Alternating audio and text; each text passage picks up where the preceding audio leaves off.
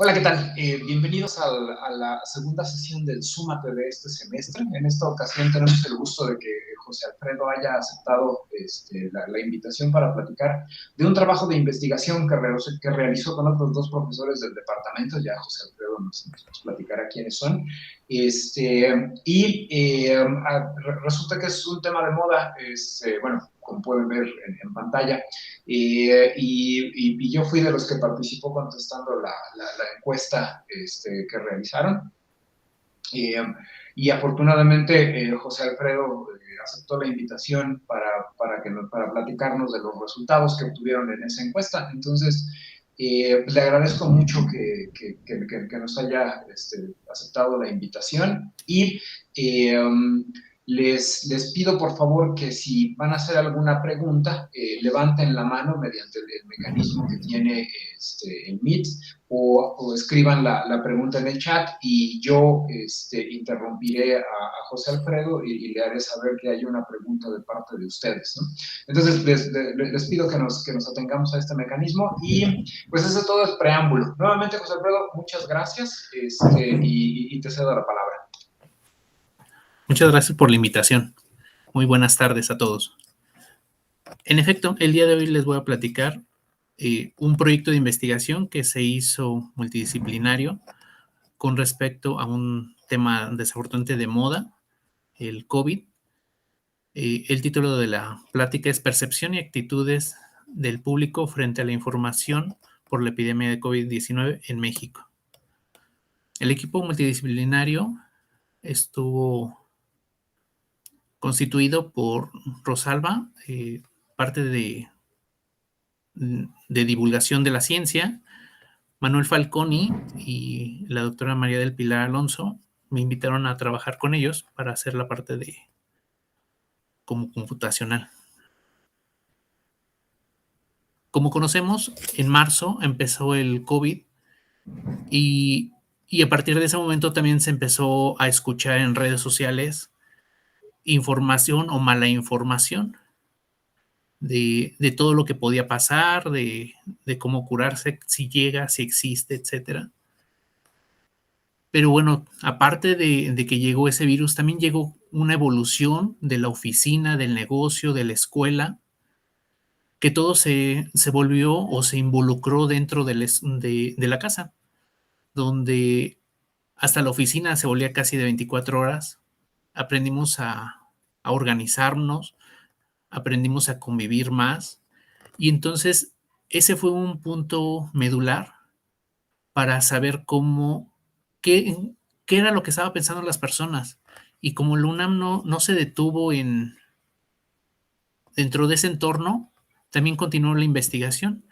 Y aparte, bueno, aunque no estábamos físicamente en las instalaciones, sí estábamos trabajando a distancia y entonces empezamos a plantear este problema. A nivel estadístico, se planteó que nuestro objetivo fue conocer la percepción de los mexicanos ante la información recibida sobre el COVID-19 y en particular, quiénes eran sus fuentes de información en que era confiable, ¿no? La verdad, a nivel personal yo decía, es que a lo mejor están creyendo de que lo que dice el WhatsApp, los memes, la mala información, información que hasta salía en televisión que no, bueno, nadie sabía nada del virus, pero salían ese tipo de planteamientos, ¿no? Y entonces también se planteó esa hipótesis. Se espera que la población mexicana confíe en la información brindada por expertos científicos por cualquier medio de comunicación. La población objetivo del estudio fueron los ciudadanos mexicanos que tuvieron disposición en participar en la encuesta. La muestra se recabó en forma no probabilística por técnica de voluntad, recabando así 590 encuestas. Eso lo empezamos a planear desde el 21 de abril, un mes después de que ya estábamos confinados. Entonces, el planteamiento principal fue quién era la fuente de información. Esto también fue muy bueno porque generar una encuesta a nivel nacional si no hubiéramos estado en pandemia, hubiera sido complicada de empezar a preguntar en Baja California, en Mérida, en el centro, en varias partes, saber qué era lo que pensaban las personas. Entonces, eso fue muy, muy bueno, el aspecto de que empezaron a difundirse más la comunicación digital. La educación también evolucionó, evolucionaron las telecomunicaciones y las aplicaciones, ¿no? Creo que a la mayoría nos tocó la ventaja de que las redes de comunicación se empezaron a mejorar. Empresas de telefonía, empresas de casa, empezaron a tener mejores redes de comunicación. El software para hacer encuestas, formularios, la parte de educación en línea creció, o lo que existía se empezó realmente a ocupar. Y también hubo un gran esfuerzo de universitarios, tanto académicos como alumnos, de meternos aún más en las tecnologías para continuar este proceso, ¿no? Y que no se haga una brecha tecnológica. Por la parte del proyecto, se empezó a analizar qué encuesta iba a ser, qué preguntas, los tipos de respuestas, si eran respuestas abiertas o cerradas. Yo aprendí mucho en la parte de que las respuestas cerradas es lo máximo, y ya en el momento de análisis, ¿no? Uno puede pensar, no, quiero saber qué es lo que piensa, pero analizarlo es complicadísimo. Empezamos a analizar posibles respuestas, el orden,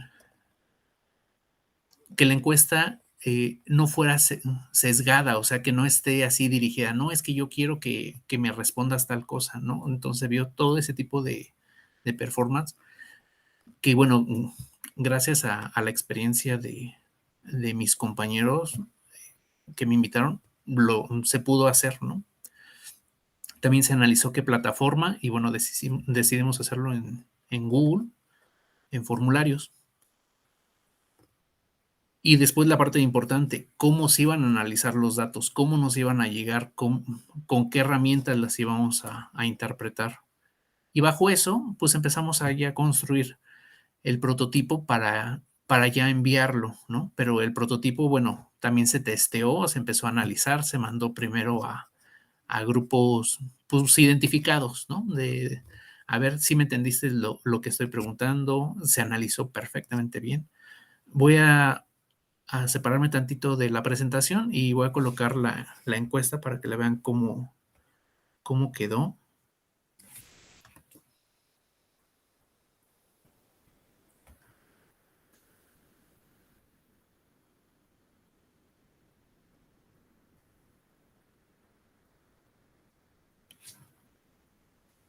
La encuesta, la verdad, sí eran muchísimas preguntas. Se seccionó.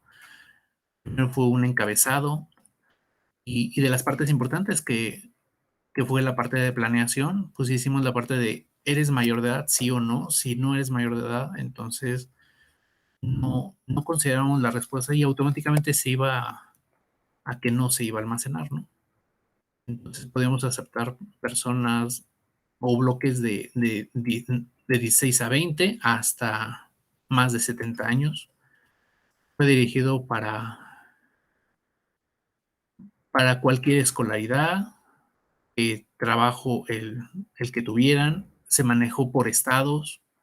Aprendí que existían muchísimos municipios y uno de los particulares, Oaxaca y Acapulco, eran muchos. Colocó la parte abierta del código postal, que afortunadamente no se desvió. Este tipo de preguntas fue complicadísimo la manera de resolver. Pero bueno, eran de las partes cruciales para resolver. Y vamos a seccionar la parte de percepción. Fue este grupo de preguntas. Si sabían que era Susana Distancia, en ese entonces fue como que la parte de moda. Si se han dado cuenta, ha habido como evoluciones del gobierno, como cómo aceptar el aislamiento, qué tipo de tecnología uno tenía. Nos percatamos que algunos ni siquiera tenían televisión, otros no tenían computadoras. Yo en lo personal, bueno, recibí varias llamadas de compañeros de trabajo que decían, pues voy a comprar mi computadora en la casa para conectarme y con qué conectarme, ¿no? ¿Cómo me conecto? Y si se cae, bueno, hay profesores que decían, ok, tengo el servicio de telefonía alámbrico, pero y si no funciona, ¿cuáles serían los más recomendables en mi colonia para poderme conectar vía celular para mandar la señal, ¿no? Y bueno, así se planteó y bueno, sí, es un paréntesis, ¿no? También por otra parte, eh, la sección,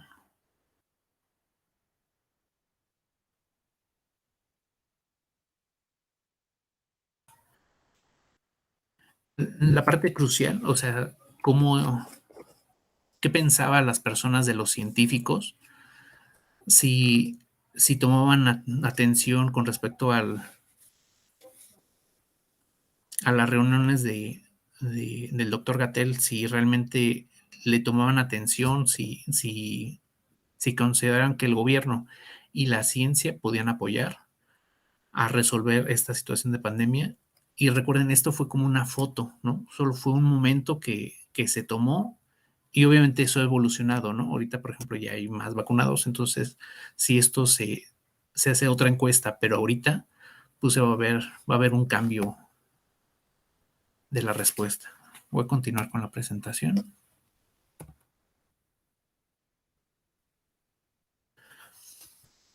Planteó el envío de información, fue enviada por grupos de WhatsApp, fue enviada por correo y, y yo la verdad aprendí y experimenté desarrollar un pequeño bot que lo insertamos en el Facebook y bueno, ahí fue viajando y se obtuvo una gama, yo creo que decente de respuesta, ¿no? Aquí voy a colocar como que nada más unos cuantas respuestas de lo que fue la encuesta en sí. ¿Qué fue lo difícil en el confinamiento? Ay, bueno, y que nos dio la respuesta a nuestra hipótesis. ¿Qué fue lo difícil para el confinamiento? Para el 21% de los encuestados fue complicado realizar su trabajo. Porque por a lo mejor el espacio, a lo mejor el tiempo de llegar al trabajo, la convivencia, todo eso, ¿no?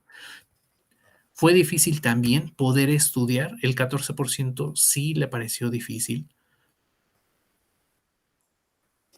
Para el 13% fue muy difícil tener dinero suficiente para poder mantener a la familia. Recuerden ese primer momento, pues muchas familias ya no tenían trabajo que eran cuestiones presenciales, vamos a pensar el del restaurante, el garrotero, todos, pues muchos negocios quebraron en ese momento. Entonces 13% de los encuestados mostraron pues desperfección de lo que haya pasado, ¿no? Para las personas que se les hizo la encuesta, el 10% fue difícil la convivencia. Extraordinariamente, por ejemplo, conocidos, sí decían, pues es que nunca había estado tanto tiempo con la esposa, los hijos, todos juntos y que todos pudieran trabajar. Y bueno, ahorita si se hace, pues espero que también cambie, ¿no? Eh, también se sabe en otras encuestas de que hubo divorcios y otros, pues no, permanecieron bien. Lo que no cambió, aunque hayamos entrado a pandemia dentro de este confinamiento, lo que no cambió es, por ejemplo, los que se quejaban de tener agua, o sea, el 11% nada más se quejaba de que pues, permanecía igual. Tenían, como siempre, tenían problemas de tener acceso a la televisión. O sea, sí conocí y escuché personas que decían, es que no tengo televisión, ¿cómo me podía enterar de lo que pasaba? O no tenían computadora el 9%, o no tenían acceso a internet todo el tiempo. O sea, a lo mejor sí pueden tener en el celular, llega el mensajito y ya, pero a lo mejor decir, pues quiero estar todo el tiempo a la hora de mi clase, y a lo mejor las clases, eso implica tener más conexión a internet. También se hizo ciertas preguntas detonantes, por ejemplo, el origen de la pandemia. El 92% sí entendía que era un virus, el 3% nos dijo que era un microorganismo y solo el 1%, bueno, unos 74, que era un arma biológica. También preguntamos si tenían conocimiento de cómo era el COVID o si tenían síntomas de COVID. Y entonces el 96% sí tenía conocimientos. Y bueno, esta es como la respuesta de nuestra hipótesis. La percepción total estuvo de acuerdo de que los científicos deben tomar las decisiones respecto a la mitigación de la pandemia. El 65% creen en los científicos y en ese momento también el gobierno federal sabe cómo hacer frente a la pandemia.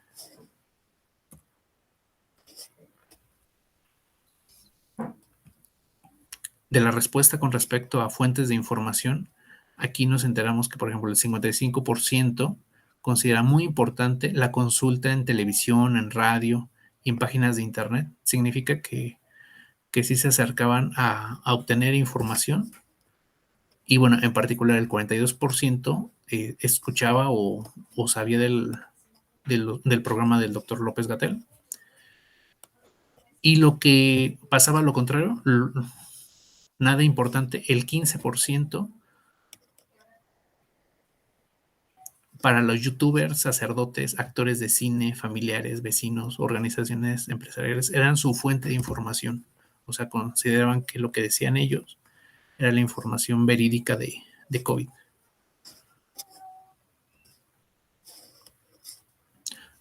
Y entonces esto que implicó el reporte diario del Secretario de Salud, la credibilidad era mucha y nos daba el 47% de las personas creían que la credibilidad era alta. Y en contra, por ejemplo, esto de tono significa que sistemas digitales consideran que era alarmista y solo el 26% consideraba que era realista, ¿no? Lo que pasaba.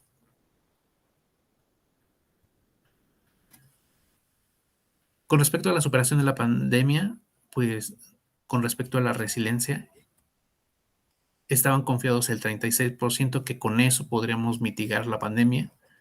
Estaban muy confiados el 28% y realmente los que estaban en ese entonces en alto riesgo por la poca confianza de que existiera pandemia, el 27%. El nivel de confianza de los medios a los científicos los consideraron el 79% con mucha confianza. Y el nivel de confianza en los medios, pero por ejemplo con respecto a médicos o profesionales de la salud, tienen el 65% de mucha confianza. Con respecto a quién fue las personas que nos respondieron, fueron 590 personas, de las cuales, si se dan cuenta, el 23% son personas entre 31 y 40. Había menores de 15, había el 14% que era lo menor, y también había personas grandes, ¿no? Más de 71 años, también nos respondieron. Mayormente las mujeres son las que nos respondieron la encuesta. El tipo de escolaridad, aquí se ve que quien nos respondió fue mayormente de licenciatura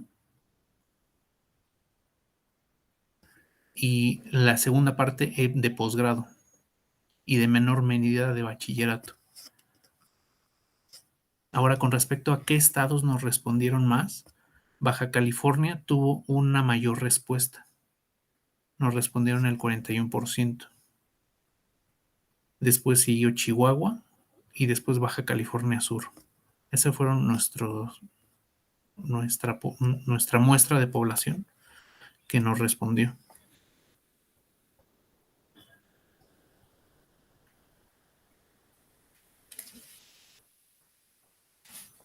Y muchísimas gracias por su atención.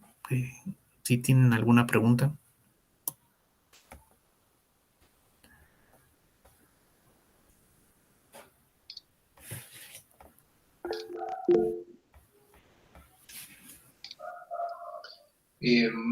Rodrigo tiene una pregunta.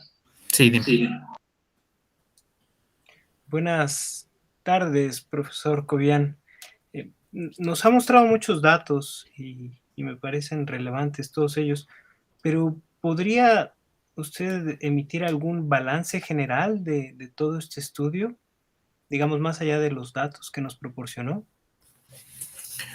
Que la población mexicana para este estudio fue que, que la población mexicana sí confía en los datos, en la información de la ciencia, que sí confía en lo que dice el gobierno, y los medios de comunicación, pues ha sido más bien sí verificado y no tan mediático o a menor valor como pensar que, que un actor nos pueda decir cómo, y que la mayoría de las personas, al menos para estos encuestados, para esta muestra, no fue tan relevante.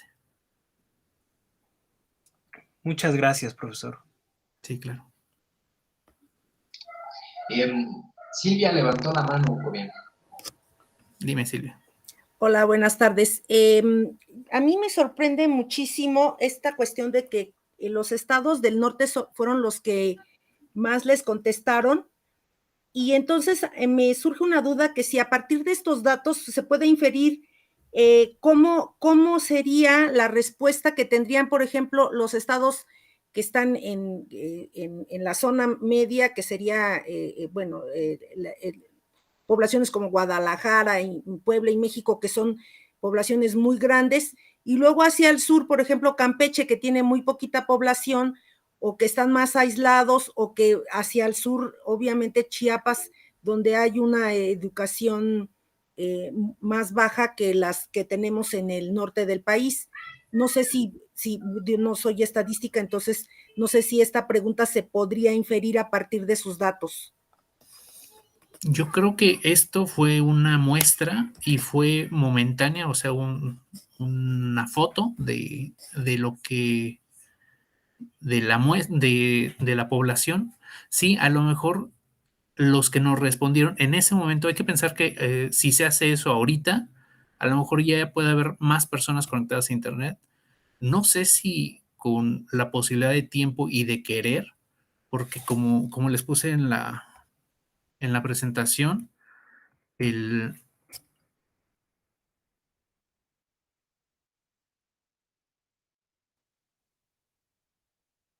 el objetivo fue conocer la percepción de los mexicanos, pero por ejemplo, como hipótesis, se espera que la población mexicana confíe en la información brindada. Sí es a lo mejor saber o mandar esta encuesta a esos lugares como para poder saber cómo están. Y bueno, en particular, ahorita ya podría variar con respecto a lo a lo que pasó hace un año, ¿no?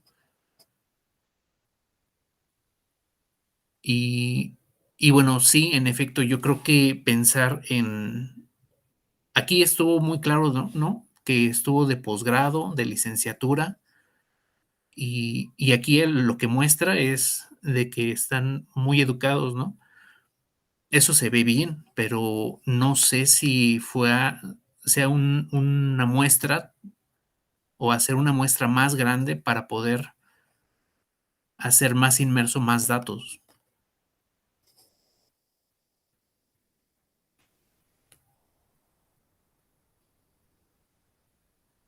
¿Sí, Chivis?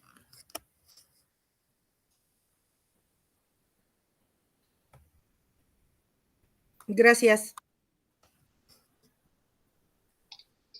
La profesora María del Pilar levantó la mano. Gracias. Pues muchas gracias por dar la respuesta y gracias, Alfredo, por difundir la investigación. Efectivamente, no es una muestra probabilística. O sea, no estuvo diseñada para que tuviera una respuesta a nivel nacional y mucho menos diseñada para nivel estatal. Esa implicaría pues un trabajo probabilístico para generar ese tipo de respuesta.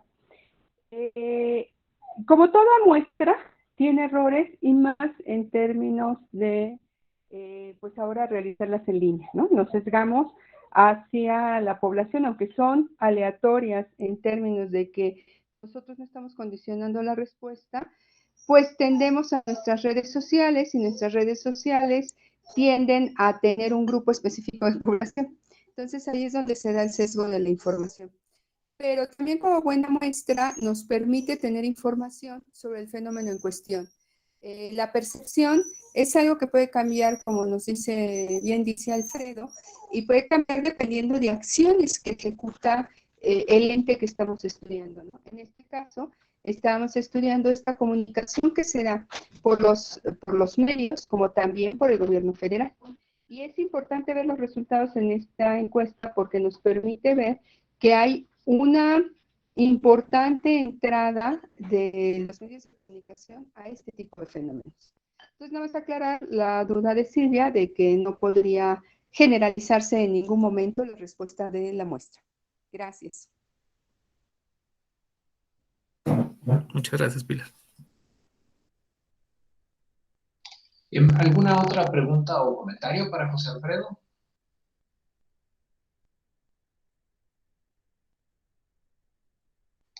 Yo tengo cuando mencionaste lo de la confianza en los científicos, o sea, justo como mencionaste la población mayoritaria que les contestó, fue gente de licenciatura y posgrado, o sea, con un muy alto nivel de educación. Entonces a mí me sorprendieron dos cosas, ¿no? La primera es la teoría esta de que fue un arma biológica. Entonces me imagino que esos fueron los jóvenes de bachillerato, o sea, pero ustedes no tienen forma de rastrear ese tipo de preguntas, ¿verdad? O sea, no.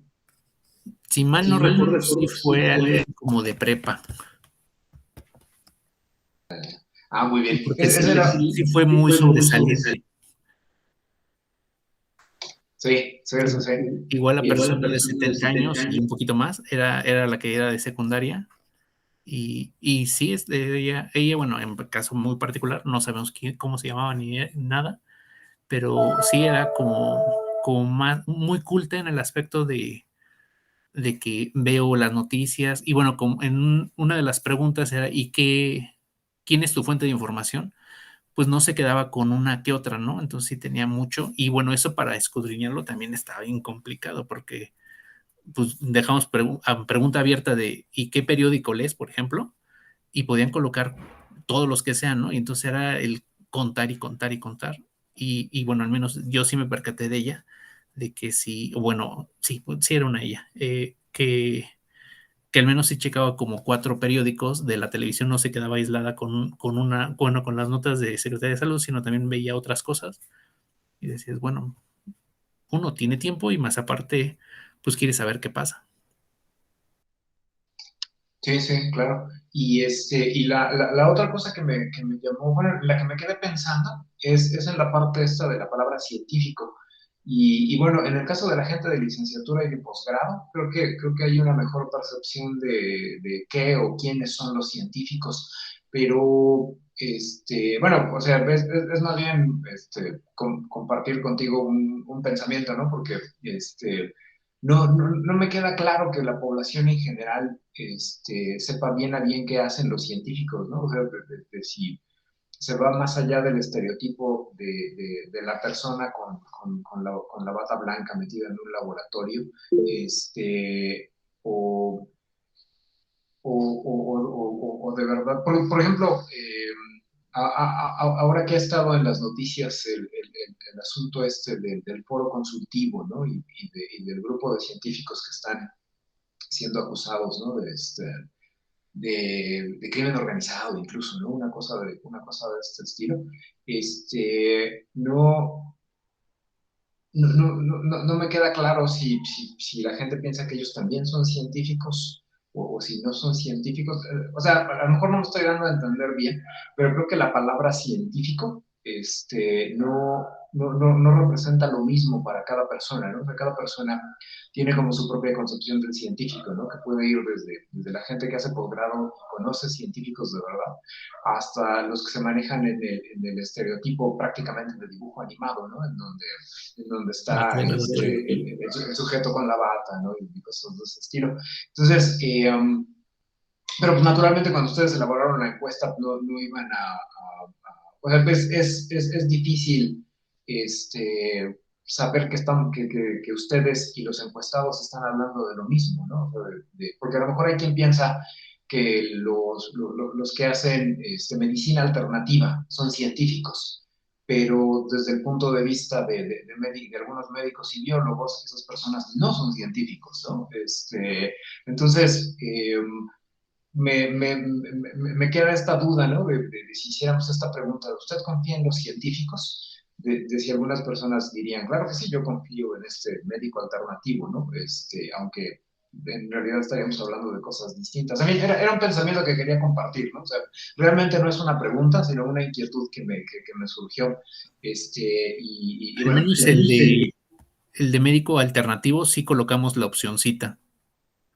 Y yo creo que sí las preguntas sí amarramos como ciencia en la parte de como el biólogo, el que hace ese tipo de estudios o medicina, ¿no? Pero sí, bueno, al menos ahorita en este evento que participé, pues sí se vio la ciencia de que el que sabía de los datos, el que sabía cómo hacer las encuestas, Manuel Falconi que hacía como la parte matemática, la periodista, pues obviamente ella sí estaba muy atrás de saber y cómo, quiero saber quiénes son para saber si yo sigo y no tanto de decir me voy a volver youtuber, sino más bien si siguen obteniendo información de los medios formales, por ejemplo, Secretaría de Salud, o hasta pensar, ¿no? ¿Cuántas páginas a nivel mundial hay para que estén ofreciendo realmente información verídica, buena, con respecto a COVID, para optimizar, para saber más, ¿no? Y bueno, ya uno, si empieza a investigar, al menos ciencias en la parte de biología, pues sí hay varios laboratorios que están trabajando con respecto a eso para resolver, ¿no? Y así como esta encuesta, hay muchas que sé que Pilar está trabajando, que en medicina, en varias partes, que están averiguando más y ya no solo decir, pues voy a generar, esta yo creo que estuvo bien en el aspecto de saber qué es lo que está pasando con las mentes humanas, ¿no? ¿Qué está pasando con adentro de casa? Algo que yo veo bueno, al menos este tipo de población, no eran tan golpeados, ¿no? O sea, decían que familiarmente solo el 10% le costó trabajo estar adentro en casa. Entonces, ese yo lo veo bien, ¿no? Pero sí, a lo mejor estuvo sesgado solo los que tienen internet, solo los que tienen tiempo de resolver esta encuesta, y ahí no entraría alguien que pudiera lastimar a las personas o no sé, ¿no? O pensar de que sí, fue un arma biológica el virus. Pues muy bien, muchas gracias. Levantaron la mano Silvia primero y la profesora María del Pilar después. Sí, Jonathan, también nada más un comentario respecto a esta idea de el estereotipo del científico, que sí creo que efectivamente se ha utilizado muchísimo y que en general creo que aquí está más sesgado, si lo puedo decir así, porque los científicos, o la palabra científico más bien lo estaban diciendo médicos, ya que era una cuestión de una pandemia, y entonces sí tienen que ver otros científicos, unos químicos, unos microbiólogos y demás biólogos, pero quienes dieron la cara a la sociedad creo que fueron los médicos, en el caso, por ejemplo, de Gatell, que se veía que era convincente cuando hablaba y decía, aunque luego le refutaban algunas cuestiones, en general, siempre creo que hemos tenido esta sensación de que los médicos pocas veces nos engañan. Claro que sí existen casos en los que, pues sí, también tenemos algunos charlatanes, pero que en general esta idea del médico como pues yo no le llamaría allí científico, sino como el hacedor o como el sanador, que en este caso sería pues salvarnos de esta pandemia, y que sí, detrás de los médicos había quienes estaban creando una vacuna que a lo mejor serían también los grandes héroes, pues yo creo que los que quedaron más como héroes, porque incluso hasta ofrendaron sus vidas, pues fueron los médicos. En el caso de la idea de ciencia, yo que he trabajado algunas cosas de divulgación de la ciencia, efectivamente la idea del científico siempre ha sido muy estereotipada, incluso por los medios. Recordemos cuando las películas del Santos, donde salen los médicos asesinos, los médicos tipo Dr. Jekyll y Mr. Hyde, y cuestiones de ese estilo, en donde sí efectivamente la idea del científico, pues siempre va a ser el científico loco o el médico loco, que no ayuda en mucho para estas situaciones como en este caso de la pandemia, en donde nosotros tenemos que confiar en alguien que sepa. Otra de las cosas que me llama mucho la atención es que en general, y eso también por experiencia, siempre se han asociado a los virus como seres vivos y no lo son. Entonces, llegar a esa idea de mostrar que los virus no son seres vivos, pero que sí necesitan de seres vivos para reproducirse, es muy difícil. Y por eso yo pienso que en el caso de la gente que no tiene tantos estudios, que apenas tiene una cierta escolaridad por abajo, por lo menos de primaria, pues sí se pueden ir por estas explicaciones más sencillas, que obviamente son, pues que son producto de que nos quieren conquistar, que los alienígenas nos trajeron eso, que cuestiones muy sencillas que no nos permiten ir pensando más allá, porque pensar la ciencia pues implica incluso hasta cuestionarla. Y la gente de la calle obviamente no entiende que puede cuestionar la ciencia. Es nada más algo que quería expresar.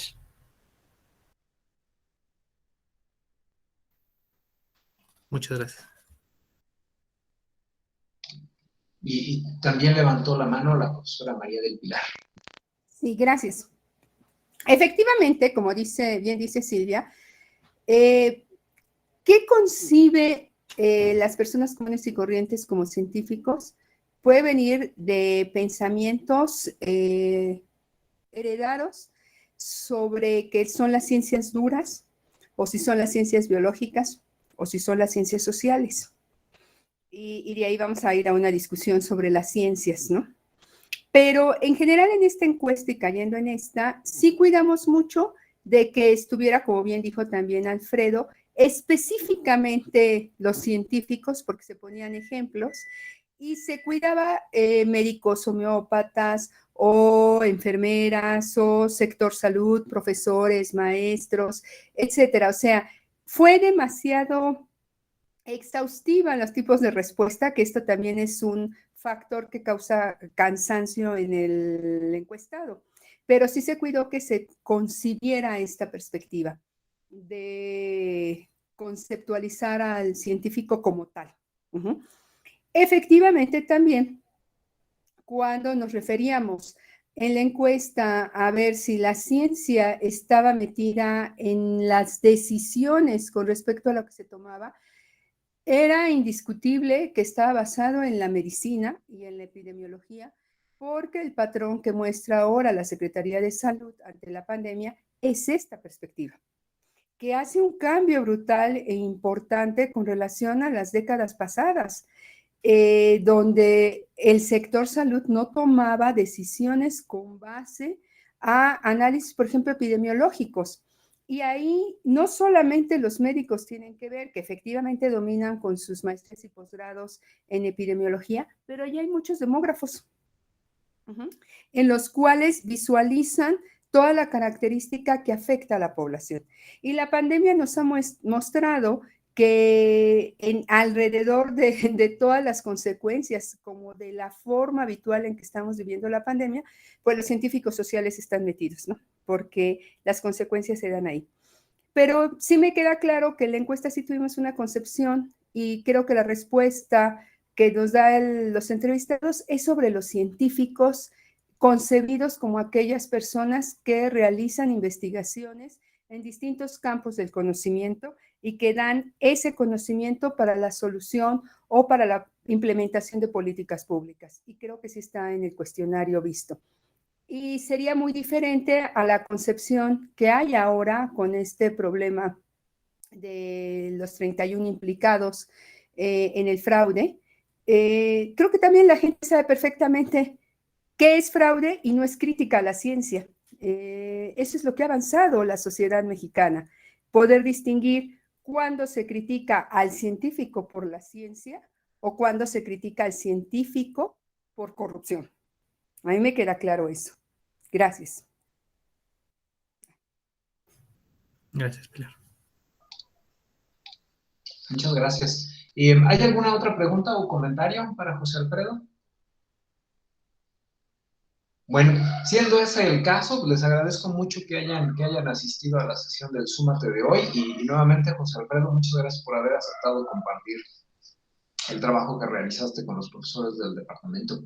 Y en unas 4 semanas tendremos la tercera sesión del Súmate, entonces esperamos que se animen a venir y por lo mientras síganse cuidando y la mejor de las suertes. Hasta pronto. Muchas gracias a todos. Hasta luego. Hasta luego.